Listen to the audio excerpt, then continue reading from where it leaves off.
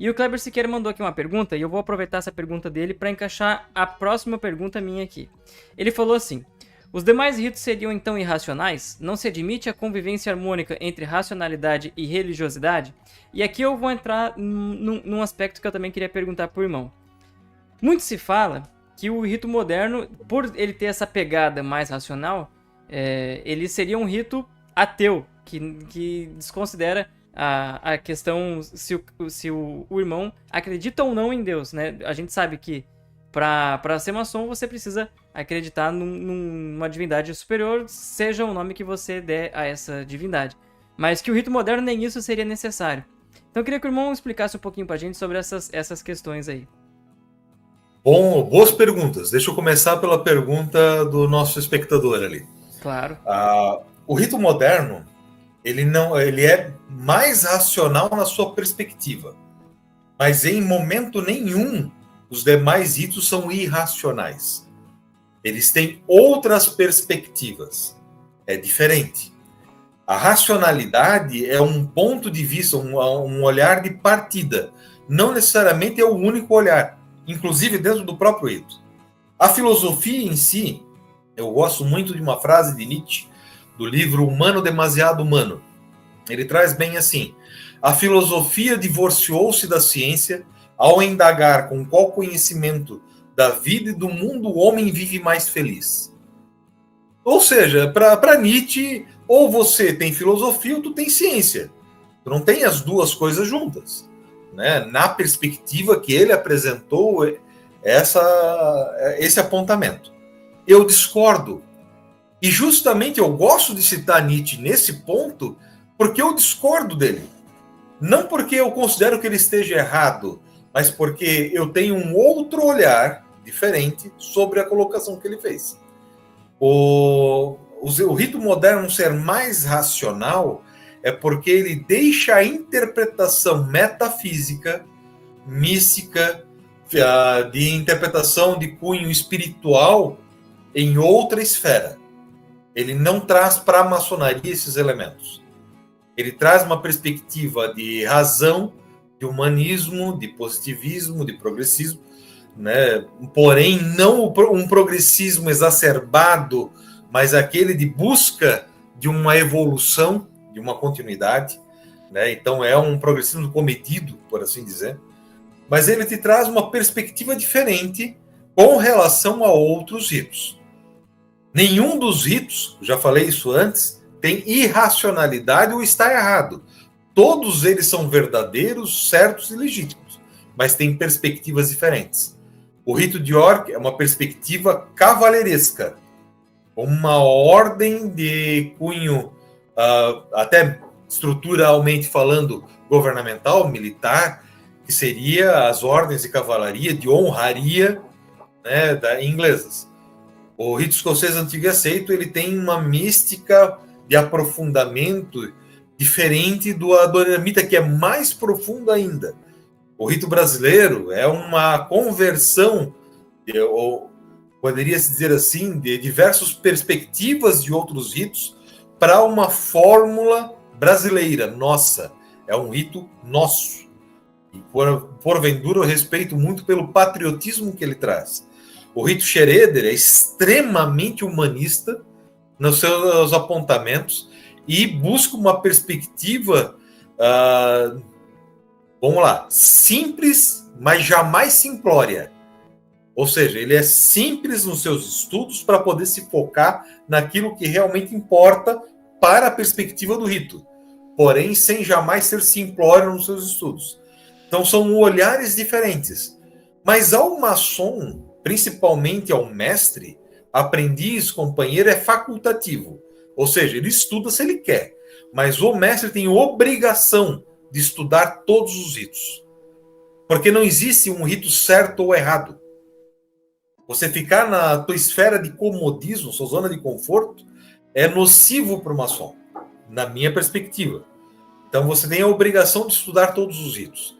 E se eu tenho a obrigação de estudar todos os ritos, eu já destruo aqui aquela perspectiva de um mais certo e outro mais errado.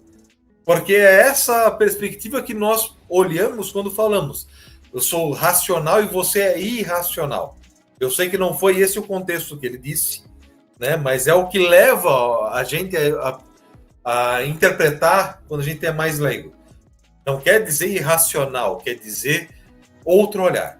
O olhar racional, ele é um olhar pautado em fatos científicos, em apontamentos históricos, em interpretações de simbolismo.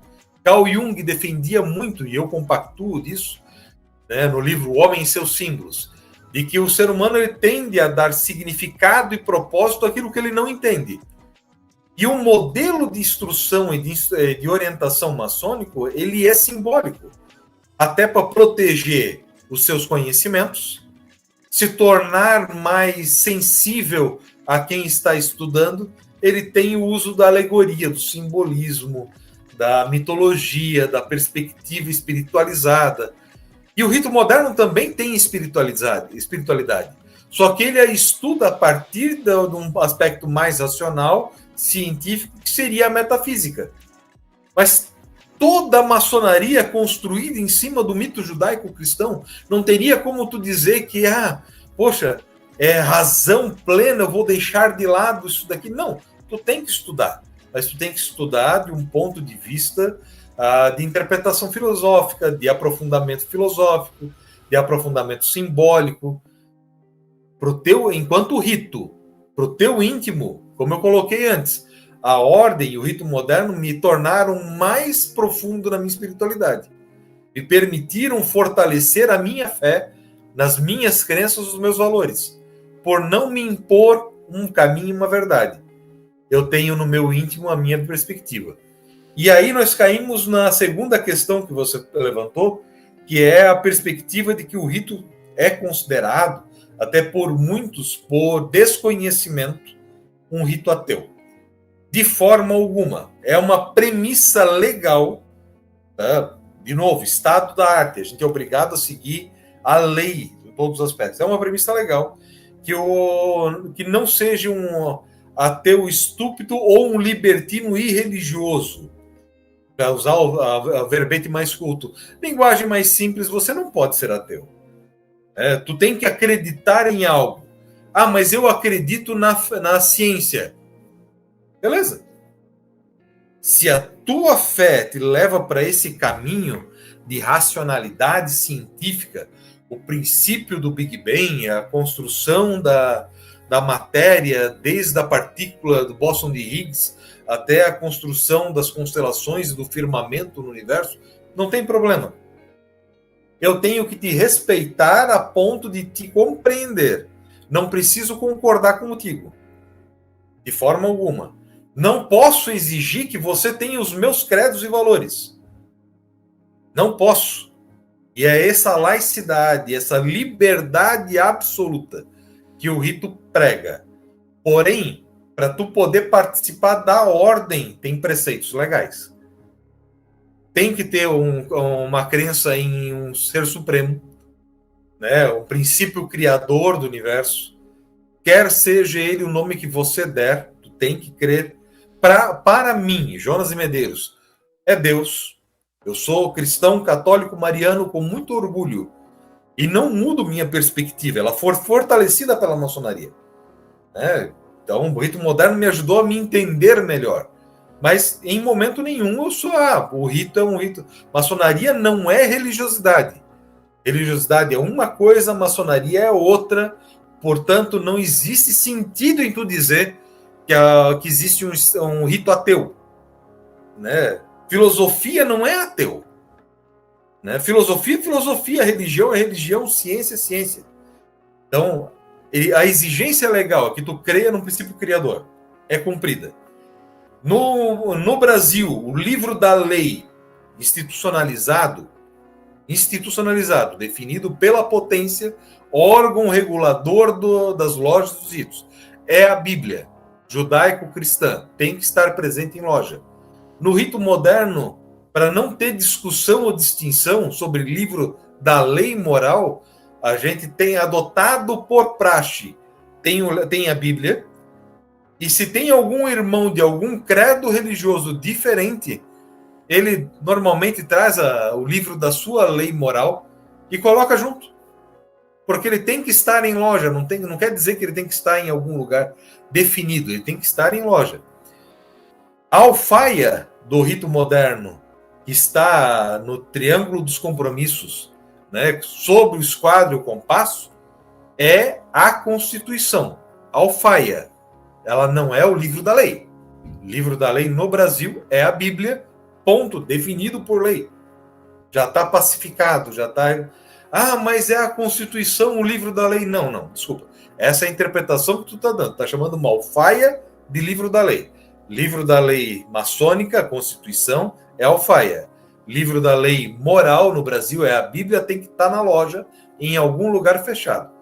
E o rito não te impõe a leitura do livro da lei, tanto que qualquer compromisso assumido por um maçom do rito moderno está previsto no Grande Oriente do Brasil que seja feito sobre o livro da lei que retrata o seu credo pessoal. Porque se ele não tiver significado para você, eu vou jurar sobre um guardanapo, né? Não tem sentido. Então, o teu compromisso, ele tem que ser assumido sobre aquilo que te remete ao peso da responsabilidade. A lei maçônica é um peso de responsabilidade. Se você não cumprir, tu está fora da ordem, né? O livro da lei moral, da lei espiritual, que no caso, o livro da lei na maçonaria brasileira do Grande Brasil, é a Bíblia e acabou, está pacificado a discussão, né? Pode dar a interpretação que for. Nenhum maçom é obrigado a fazer ou deixar de fazer nada, senão em virtude da lei. A lei define que é o ritual constituído por lei interna do Grande Brasil, que é a Bíblia, e tem que ser respeitado. Então não existe um rito ateu. Existe um rito que não te impõe uma verdade, te abre possibilidades. Esse é o rito moderno. Mas as exigências legais, as exigências de regularidade, de potência, elas te orientam para uma definição de pacificação entre todos. Então não existe rito ateu.